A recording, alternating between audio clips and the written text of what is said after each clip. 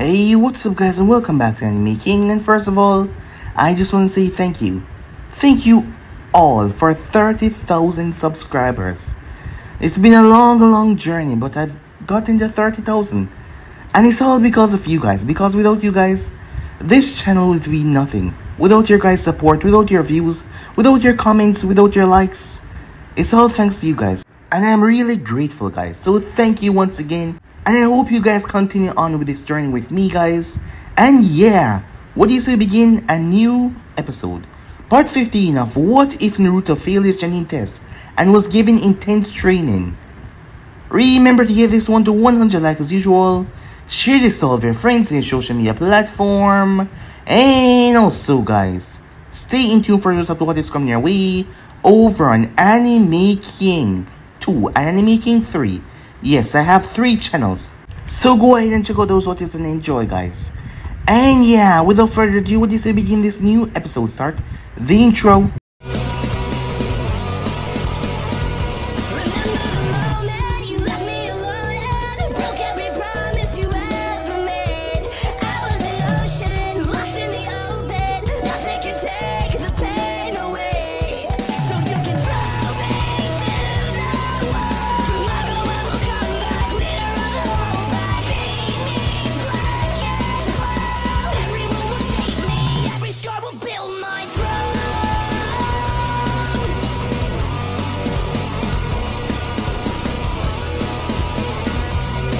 So, the last part we left off, as Naruto, Karin, Sai, and Sakura were making their way, when an explosion went off as Sakura was still lost in her thought, thinking about what happened with Naruto that she didn't even notice, as it was too close to her for comfort, as she was hit.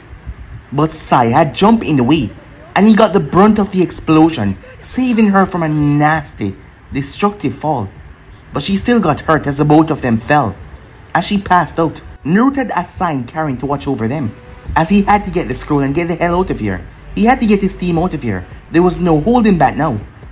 As Kurosaki and her team was near to the entrance waiting, when they saw something shot past them, it was Lee holding on to his 2 teammates running for his life. It was then that Kurosaki saw it, as it was Naruto. Well, it was not really him, as the fox seemed to be taking control of him for the moment, as he ripped her team apart.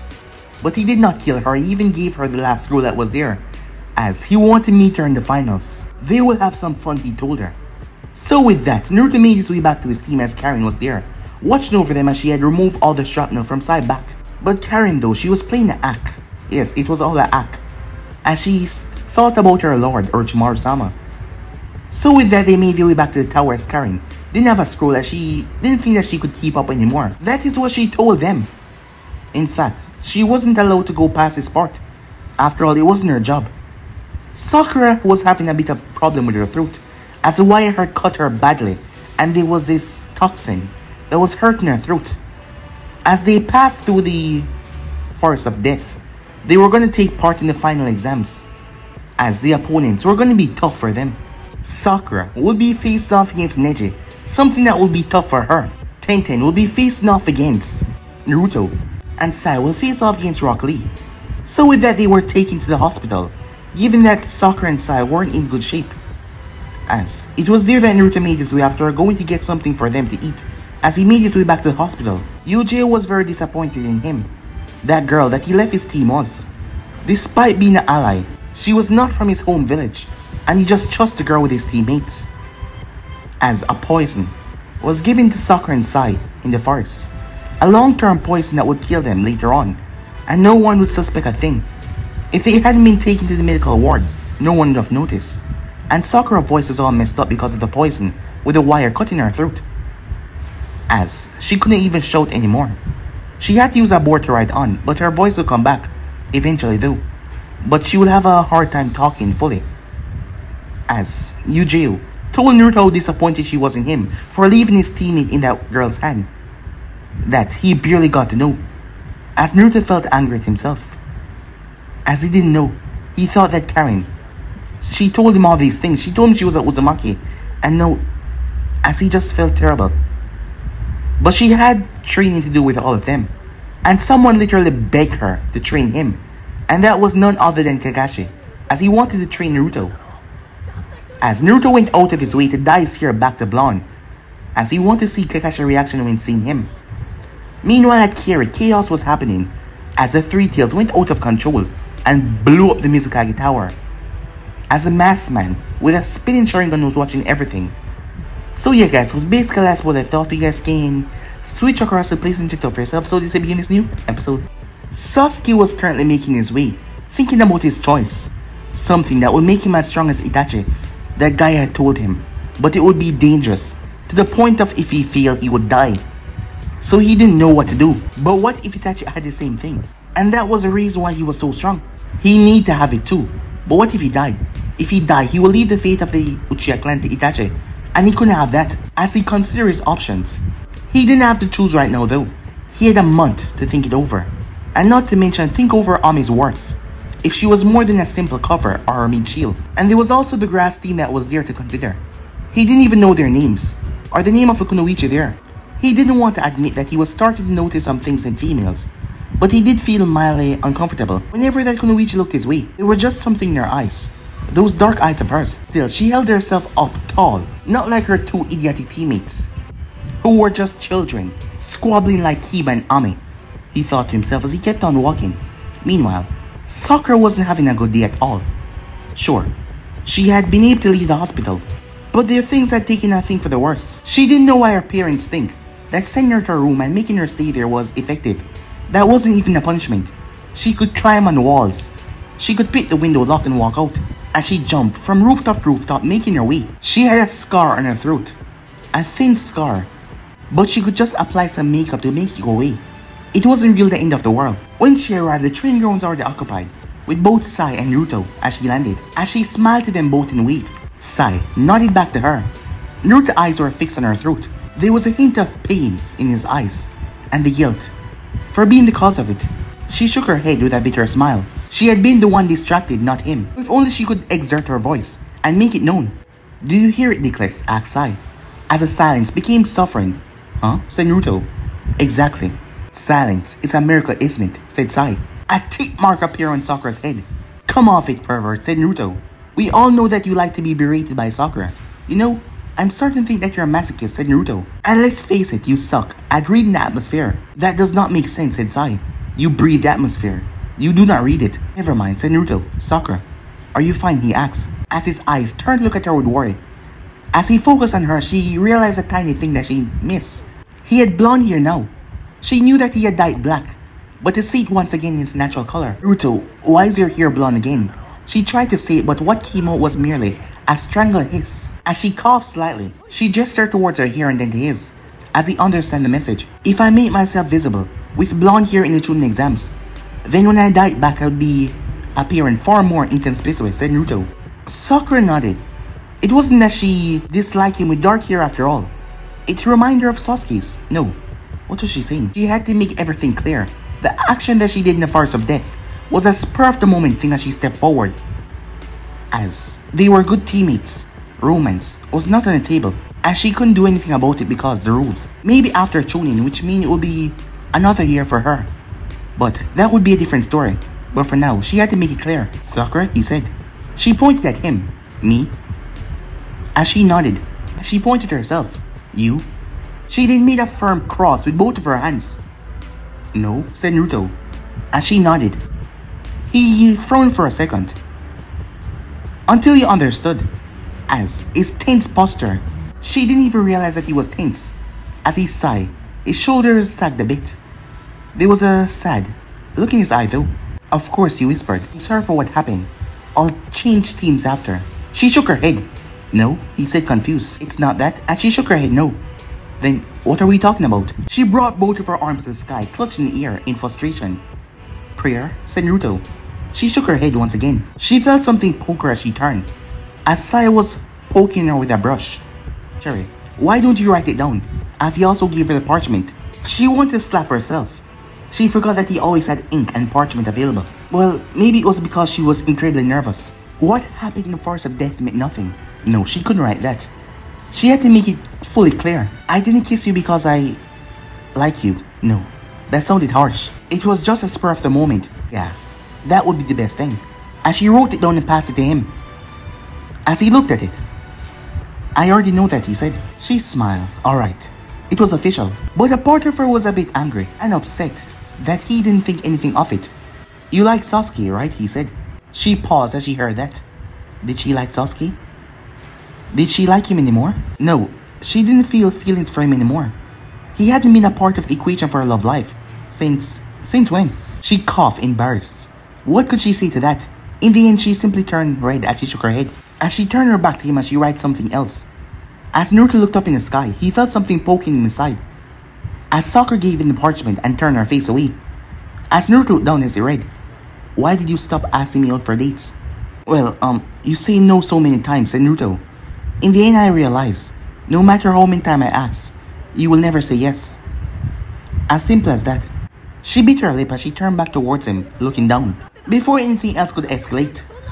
"Very well," their sensei said, coming in. "Since there is a high chance that at least one of you will fight another teammate, during the morning you will be working on simple exercises. I am not saying that you can't talk about the tactics you wish to employ on your opponents in the exam, but be warned, you might be giving away your strategy if you end up fighting your teammates."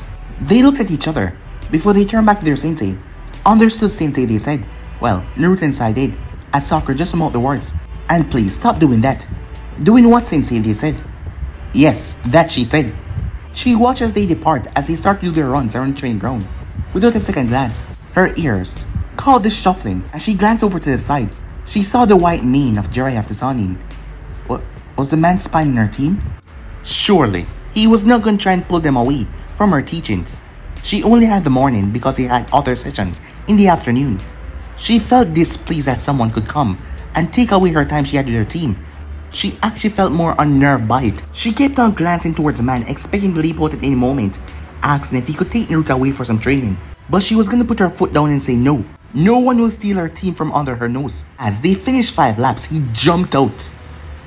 As he brought the Toad as well, as he landed right on the back of the Toad, holding up a strange pose. "Listen here, because it is I, Jiraiya the Sun, has come to town. Be honored, be wooed, be enthralled in my masculinity." And Jiraiya-sama, said Yujeu. "I am training my student," she said, stopping his rant. "Ah, Uzuki-san, I will only need a few minutes of Naruto time to..." "A few minutes," she said, in a rather frosty tone. "Maybe take him away from the morning from now forth. The Hokage orders were pretty clear about it. And considering his tenant," said Jiraiya, "it's for the best."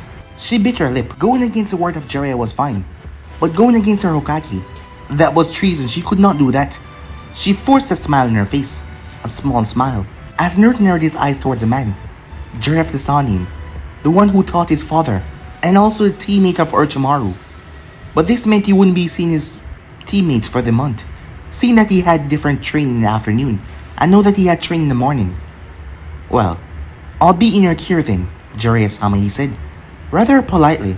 Too politely, it seems. Sai's face was neutral as always, but Sakura looked a bit conflicted as they watched her to leave. "You all will be meeting your own private teachers this afternoon," said Yujeu. "They're doing me a favor, so please, be on your best behavior, okay?" As Sakura nodded, someone was dashing as they were making their way towards the training ground. As the person landed right in front of Yujeu, as the woman turned, it was none other than Uncle Midarashi.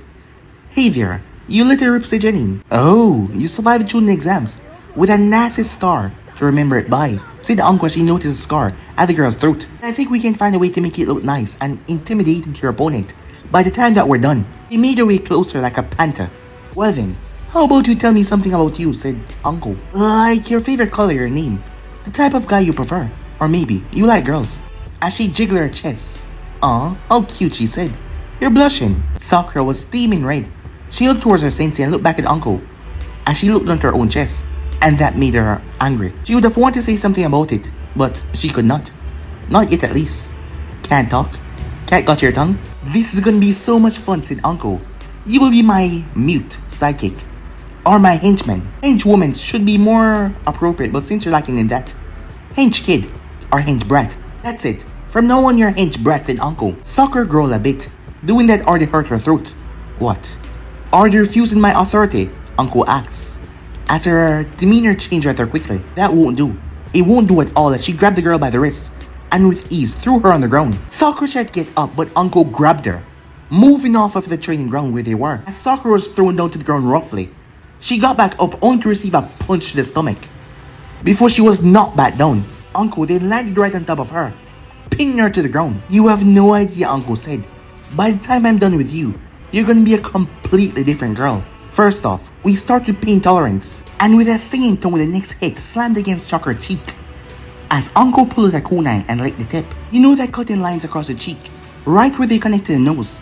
It's a nice way to get to know someone. Sakura whimpered as he tried to push her away or scream, but nothing came from her mouth, and Uncle was too strong. "Oh no," Uncle said. "It won't do." Uncle lowered her kunai right towards Sakura's eye, as Sakura froze where she was. "Now, let's start again. My name is Uncle Midarashi.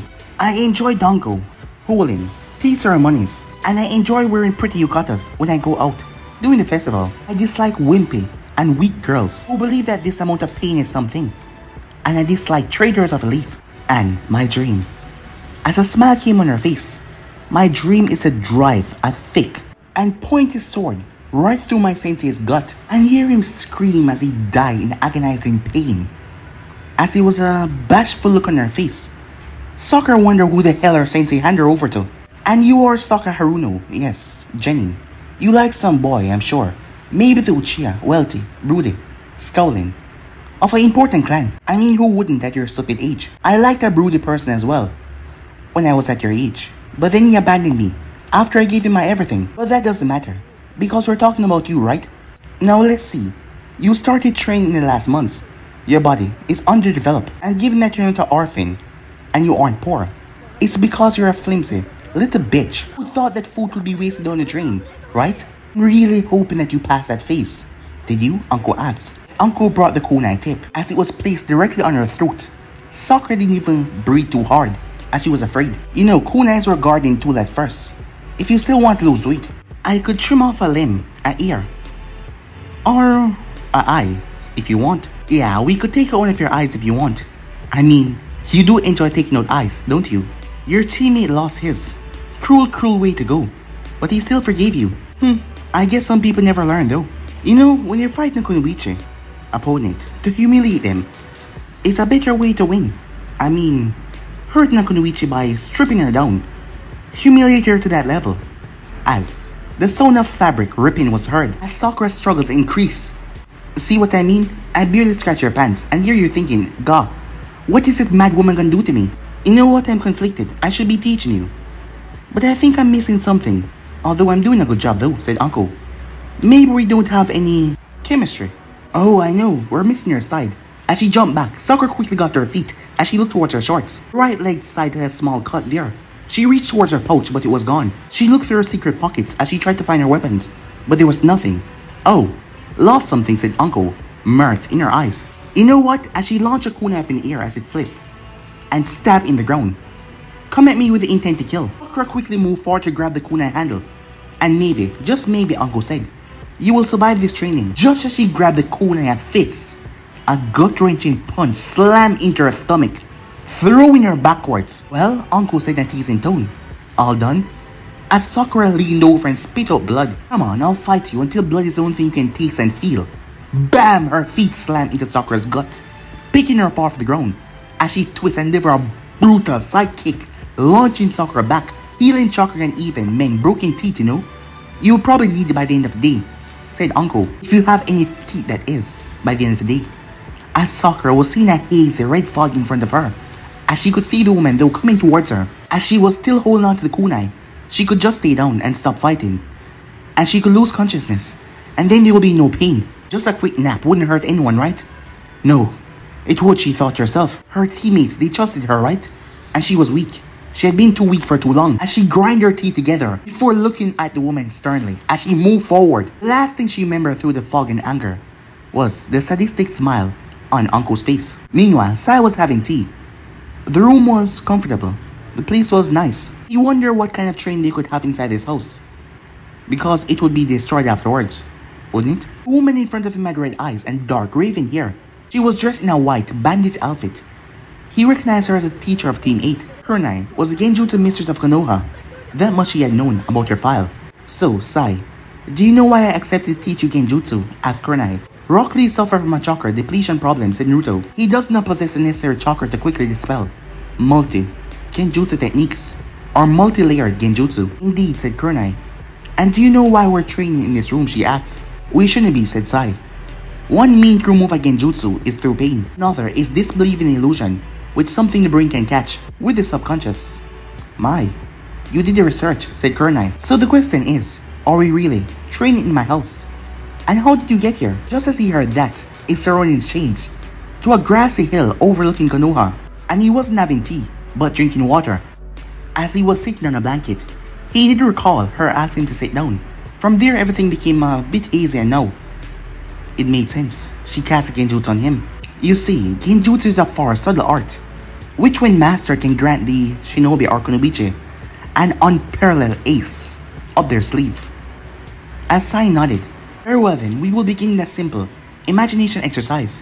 You draw, that is correct. As he nodded, then I wish for you to imagine drawing something, not actually draw it. Simply imagine what you would like to draw, and then push the chakra into the parchment. You shouldn't be able to see anything the first time you try, but afterwards, you will feel a strain from chakra exhaustion. That moment, yin and yang chakra would actually be unbalanced. When that happened, try to get a feel of the yin chakra and use it to form the illusion. Should self-hypnotize yourself to see the drawing on picture. Sai raised the eyebrow. How did that help him against Rock Lee?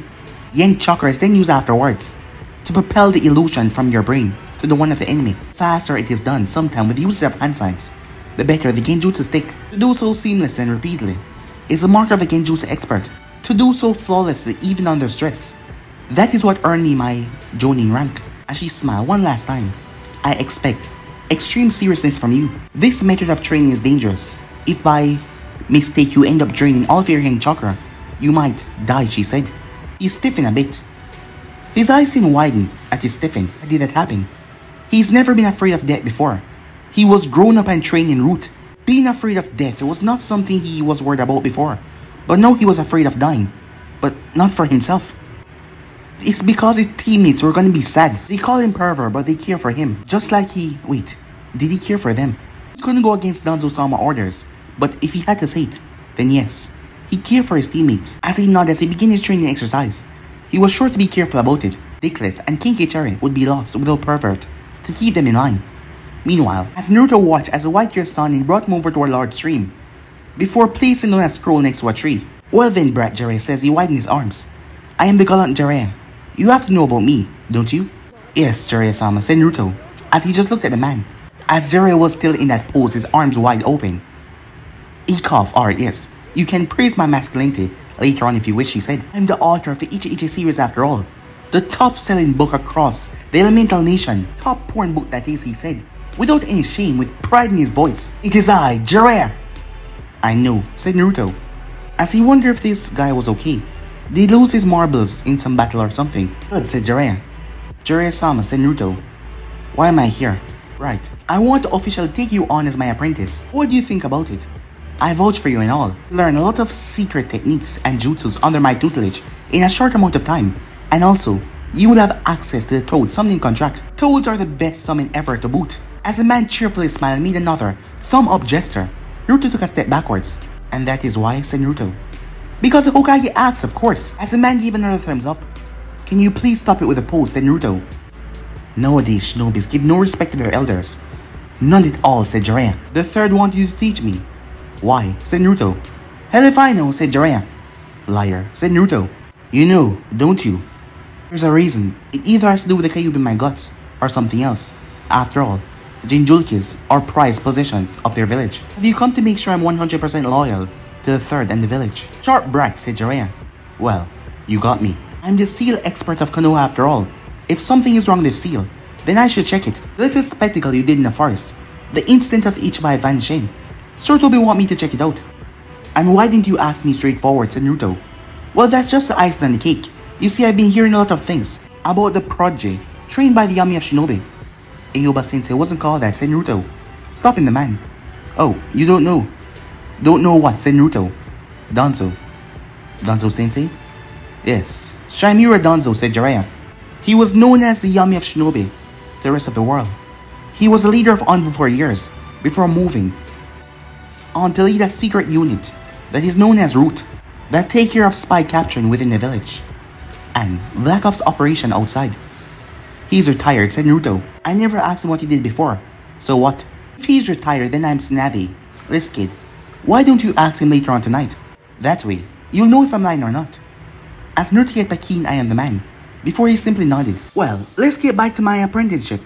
Wait, do I have to leave my team behind? That's, well, yeah, said Jiraiya.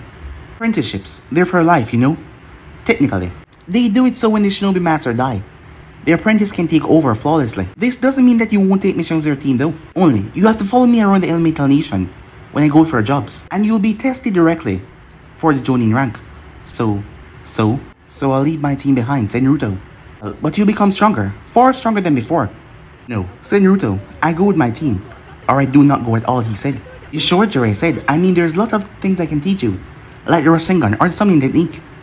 I'm sure, said Naruto. Well, if you're sure, Jiraiya said, I'll just check your seal and we can go and peep on girls. As he pointed behind him towards a pool of water, that pool of water behind the canopy had some kunoichi and ladies having a wonderful bath. As Naruto's eyes widened as he could see everything from the position, as he looked through the canopy, a small trickle of blood went down his nose before he slapped himself. So, enjoying the view, Jiraiya said, you could try apprentice inside.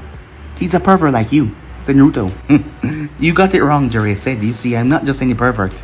I'm a super pervert. Yes, definitely. You both are made for another, said Naruto. Well, still, I'm glad the rumors are just that, rumors, said Jiraiya. Huh? Said Naruto. Well, the third told me that you were some introverted brat that spoke little and just stuck to the shadows. I even don't understand why Danzo might have caught an interest in you. But if I have anything to say about it, you're pretty interesting to talk to. As Naruto looked towards himself, when did he start talking and opening up back?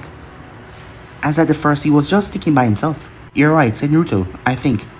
All I needed was just someone that cared. You know, Jiraiya-sama, let's say I was to accept.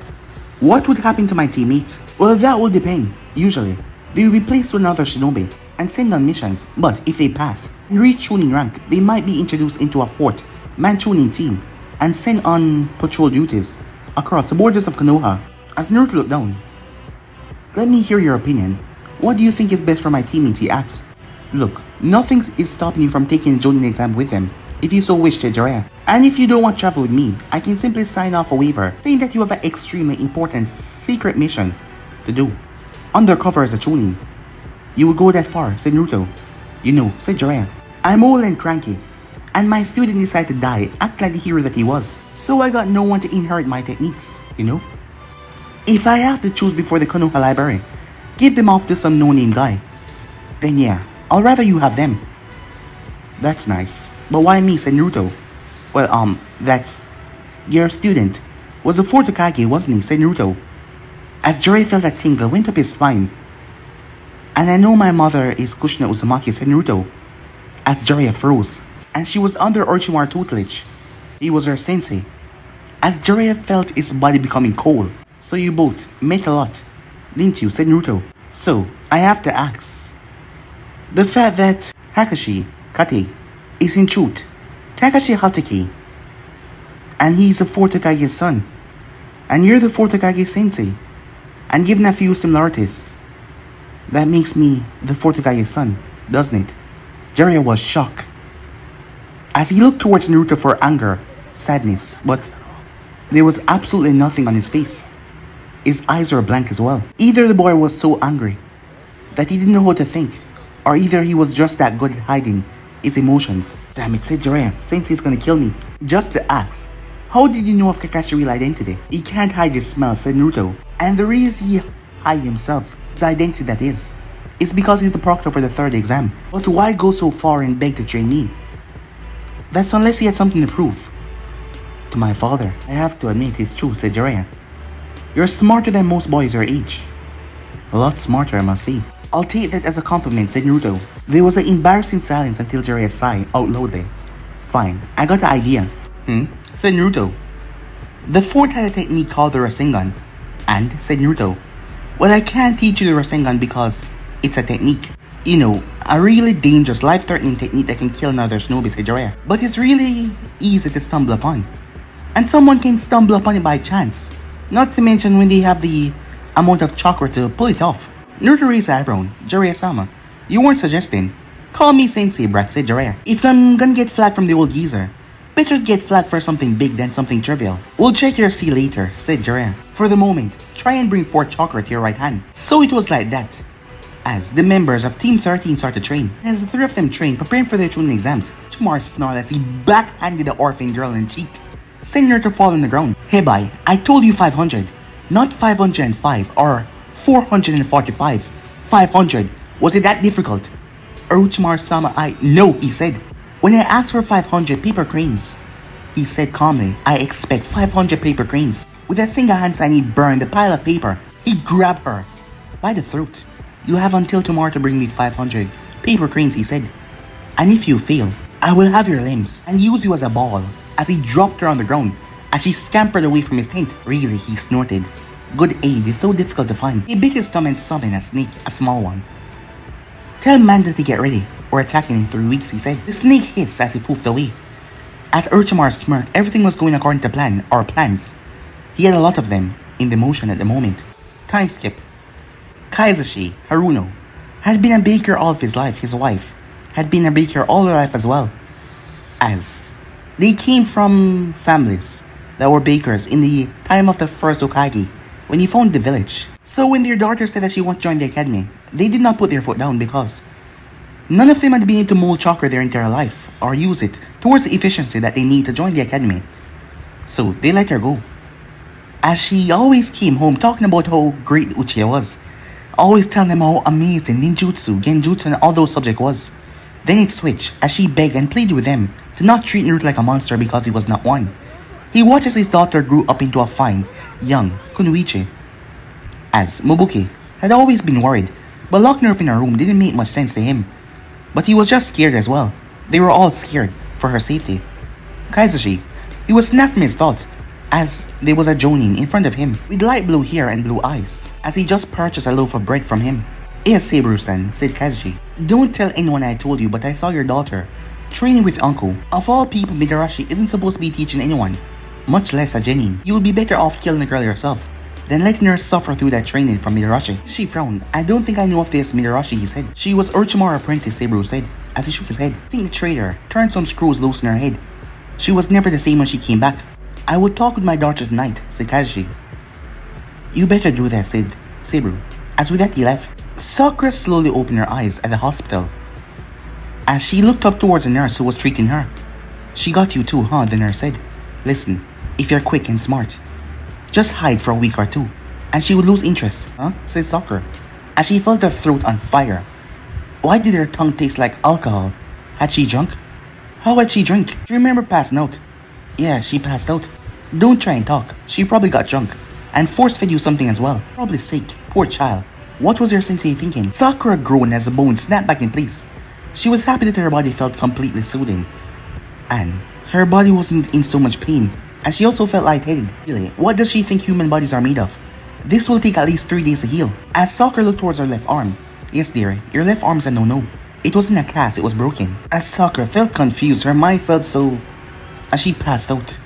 When she woke up once again, she was in her hospital gown, as she heard the scream of a beast. Her eyes widened as she was in a forest, training ground 44. There was a kunai on the ground in front of her. She hesitated as she reached forward and grabbed the note. As she read the letter under the moonlight. My sensei, use the same training with me. Survive until you reach the exit. I asked a friend of mine to take away most of your chakra, so no running above the trees and escaping the dangerous beasts that are coming for you. See you later. From your adorable, sexy Uncle Sensei. Sakura swallowed nervously. This was real. As one of the tigers in the forest moved closer towards its prey, she held on tightly to the kunai. It was her only weapon, nothing else. Nights were getting colder. September was moving towards October, and she was in the middle of the forest. In the forest of death, and her teammates were not here. Meanwhile, as Naruto's hand was showing some kind of typhoon, twisting his palm. It should be a spear, said Jiraiya. Can't you bring it down? Ordinarily, said Naruto as he had a tornado in his hand basically. It always exploded before he could bring it down. Jiraiya gave him pointers, but you couldn't actually feel what someone else was feeling. So moving it counterclockwise and anti-clockwise was, well, seemingly impossible to him. Why are you trying to create a Biju bomb from your hand? The fox whispered in his ear. You can create a chakra ray from your fingertips if you wish of it. But the Biju bomb is gathered at your mouth. Just follow the instructions, relax, let it flow, said Kyubey. As Naruto felt the chakra coursing through him, his throat then bulged as he opened his mouth wide, as he spit out an orb of chakra that shot forward and slammed into a tree bark, blowing it to pieces. Well, in his opinion, it was kind of cool, but that's the worthlessest Bichu bomb I ever seen. I would be ashamed if I were you, said Kyubey. Naruto, what the hell was that, said Jiraiya. I improvised, said Naruto. Well, said Jiraiya, I suppose that could work. I doubt anyone could compare that to a Rasengan, whatever the hell that was. Biju bomb, said Naruto. Tail beast bomb. You know, now that you say that, your father came for the Rasengan by copying the Biju bomb of the Jinchuriki of Kumo during the war. Really? Come on, I'll tell the story. While we go find a place to eat for a day, Jiraiya said. Let them see you with me. That should put up quite the storm of rumors, said Naruto.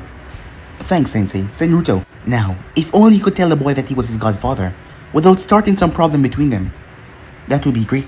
Meanwhile, Yujito was jumping from tree branch to tree branch as she threw a kunai that embedded into a snake. Wretched creatures. She paused.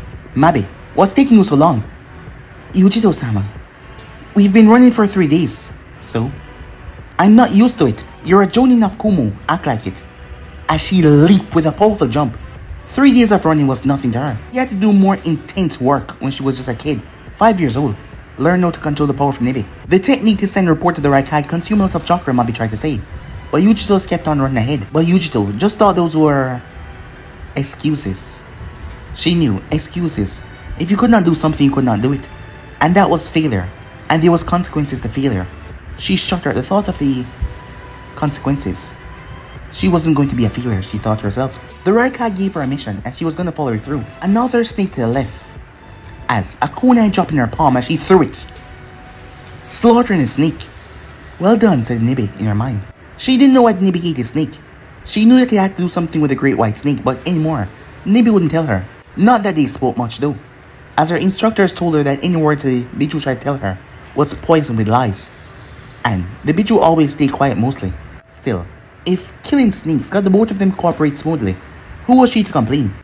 And she also hates snakes as well. But there was also something else she had to do to make the Nibi cooperate with her fully. But she didn't even like to think about that. As she leaped once again in her ear, whistling behind her. Can you smell it? Nibi said. What is it? Said Yujito.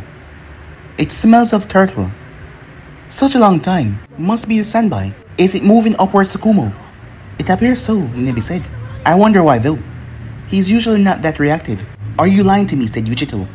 The cat simply snorted. Do I look like I care? I wonder what for him. Doesn't matter. He's gone from my senses. He must have plunged himself deep within the ocean. Yujito stopped against the smooth surface of a tree. Use that time to close distance between them and reach her as fast as possible. We'll be taking a break here, 5 minutes. Then we part once more. We will find a hot spring to rest for a full day. And then we make haste for Konoha. We're already behind schedule. Yes, Yujito-sama, said Mabe. As Mabe exhaled exhaustedly, she knew no one enjoyed working with Nibi Jinchuriki, which is the reason why she worked alone in the special Kumo Corps. But she hadn't thought that it was because she was a slave driver. She was probably gonna melt by the time they reached a hot spring. That is if her muscles didn't give away next morning. Time skip. As Sasuke was in the mess hall, he found himself sitting beside the grass Kunoichi. Is that all you say? She asked.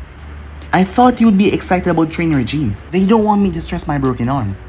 As if it could snap again, said Sasuke. Multiple fractures of the same limb. It's a something trivial, boy. Well, you're too young to know that, she said. He narrowed his eyes. Well, he will have to settle for Ami then. If this was the level of respect he got from the grass Kunoichi, what would that mean? He asked briskly. That you lack experience, she said. Why do you think Genins learn under Jonin senseis? So that they can learn from someone with more experience. A lot of Genin remain such for years, and that is why the 3 Sannin of Konoha are so special. All 3 of them passed at the same time at the Jonin exams, doing something many others could not. How can I get experience if I'm not training? Or a sensei won't even take us on missions because he's busy with the exam. You could spar with your teammates, but it seems like you don't like them at all, do you? No. One of them rant about defeating me. The other one rant about married. No. I don't like either of them, he said. Well, how about sparring against me, boy? Think you can take it? You? Are you sure that you won't go crying back to your sensei afterwards? He asked. She said, imitating him. Kunoichis don't cry. They have crocodile tears. She then stood up from her seat. The name is Shio, by the way, she said, the wink. Sasuke, he said, yeah, let's see how much your last Uchiha bull is worth on the sparring ring. He stood up and made his way behind her, towards the training area. Meanwhile, Orochimaru looked pleased. A little orphan had done 500 paper cranes as he expected. And what have we learned today, my apprentice? She looked towards him with eyes filled with fear. To do paper cranes, Orochimaru-sama, she said, as a harsh slap was impacted across her face, throwing her back towards the ground. No. Who cares about the paper crane, Orochimaru snarled. What was the true purpose of doing paper cranes? You don't really think I have a need for paper cranes? To test me, she said. Correct. Now, why would I test you? Because the girl was paralyzed in fear as she stuttered to answer, but she couldn't find none. I don't know, she said. Yes, you don't, Orochimaru said. She lowered her head. Please don't kill me, Orochimaru-sama, she begged. Hush, child, it's normal. Everything is fine if you don't. No, Orochimaru said. You will find out soon enough. We're moving out soon and you will understand. As those words did not calm Hebai at all. Meanwhile, Hirsun was taking some calm blow from his pipe when a furious Yujito walked in, followed by a sheepish uncle who was holding her head slightly low. What happened? Hirsun asked. She lost my student, Yujito said with venom in her tone. Surprising Hirsun because that was the angriest he ever saw her before. Not actually lost, just misplaced, uncle said. In the force of death? She just had her left arm placed in a cast. Her chakra seal and you send her in the force of death? Well, she's going up against the Hyuga, said uncle. You sent her into the forest of death! Jeez, calm down. I left her there at night. Beasts don't usually prowl that hour, she said. It's a principle that counts. You don't kidnap my students. No one kidnapped my students. They're my team, my soldiers, not yours. If I have to comply with Hokage, it's fine. But they're mine. You sent a civilian girl with no extra techniques or chakra in the forest of death. What the hell were you thinking, uncle? What the hell? Hey, it worked with me. Orochimaru sent his potential Genin team in there. And only you came out unscathed because you were lucky, said Yujiro, as she grabbed her jacket with both of her arms. It was the bloodiest thing Konoha ever saw. The other two shinobis, they were traumatized for months as she released uncle. If something happened to my Genin, uncle, she said. As she narrowed her eyes, I will find you no matter where you hide. I will come to you in the middle of the night. After torturing you, I will slice your throat after you beg me to kill you. Am I clear? Oh, kinky, uncle said. Hiruzen cleared his throat. Suddenly, Yujiro stood straight. Hokage-sama, I apologize, she said. Hey there, Gramps, uncle said. Yujiro brought me here. Got any missions I can do to pass time? Hiruzen coughed. So, I have a Genin lost in the forest of death. Not lost, just misplaced. Yujiro chanced that I could train her to fight the Hyuga Brat in the finals. So, I had no choice but to accept, really. Then when I went and saw that scrawny ass of a child, I thought, geez, she has no muscle or pain tolerance. She's gonna drop and cry when the gentle fist style start to impact her. So I thought to give her a pain tolerance crash test. And yeah, that's pretty much it, old man. Hiruzen exhaled slowly. He could already feel a headache coming. Uzuki-san, said the third.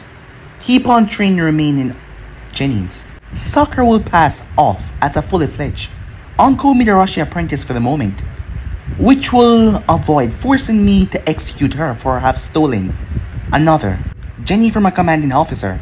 He raised his right hand to stop Uncle protests. And Midarashi uncle, you will be bringing your apprentice on every mission you do, and be directly responsible for her health. Yuzuki, on vos gardes, leave us. As Yujiro gave one last clear to uncle before leaving. You're walking a thin line, uncle, said Hiruzen. You asked for results, she pointed out, and giving them out. If a civilian Kunoichi can manage to defeat an upstanding member of a clan, said Hiruzen, then the clan's predatory system will have to fall apart. I would have preferred you to act more subtly on your actions. But as long as there's results, Hiruzen said. Well, I got to go now, said uncle. My summons might eat the girl. Then keep an eye out on her. Uncle, he said as she stopped. You know that, should the girl fail. Yeah, you will have me demoted and place me in some faraway outpost, because I went against the chain of command. Exactly, Hiruzen said. On the other hand, succeed in this, countering the gentle fist fighting style, and I might just remove the Takabitsu out of your title, for you to become a full-fledged Jonin. Alright, old man, she said. You're on. He turned towards the window. Care for them and protect them, because it's amongst them one who rise and take your place. Why did you think I was the right man for this job, Tobirama-sensei? He thought. No one's right for this task. Was the mantle as heavy on you as it was for me? His eyes went towards Minato portrait. You were supposed to be the first non-clan member to become a Hokage. And what did you do? Hiruzen said. You end up freeing the Kyuubi in the middle of the village. Damn it. Do you know the backlash the village suffer because you couldn't keep it in your pants? Of course not. Look at you, smiling. On your spot on the wall, Hiruzen says he stepped forward. And now I have to toy with Shinobi's life. Do you think I enjoy it? I hate using people. As he placed the hat down on the desk. I'm too old for this. Too old trying to heal old wounds. What you're forcing me to do, this is your entire fault. You could not adopt a child, no. You just had to fall in love with the Kyuubi Jinjulke and marry her. We warned you, we all did. But you did not care, did you? She's strong, she will hold the beast. I lost my wife, and you lost your life. I lost proud Shinobi and half of the village forces. And you condemn your child to a life filled with resentment, rage, a life of a pariah, because of crimes that he did not commit. He felt his chest constrict slightly. He calmed his breathing. Not yet, he said. I don't hate you for following your childish, naive heart, Minato. But I would be lying if I say I didn't resent you for causing so much pain in your selfishness. Wherever you are, I hope you're watching, because I swear, I can't be the only one in pain because of this. As he sat down, the world can't be so unfair after all. Time skip, it was late at night as Naruto returned home. Danzo was currently in the library, a book in hand, as he seemed to be nodding off. As Naruto stepped forward and cleared his throat. Naruto, you caught me asleep, Danzo said. I suppose old age does that, he chuckled. Danzo sensei, he said, forcing a smile. Is it true? What is? That you're the Yami of Shinobis, the head of the counterintelligence of Konoha. Danzo breathed in slowly. It had to be Jiraiya. I was that. I retired a long time ago. You know who my father is. I do. The third didn't want anyone to tell me. Correct, said Naruto.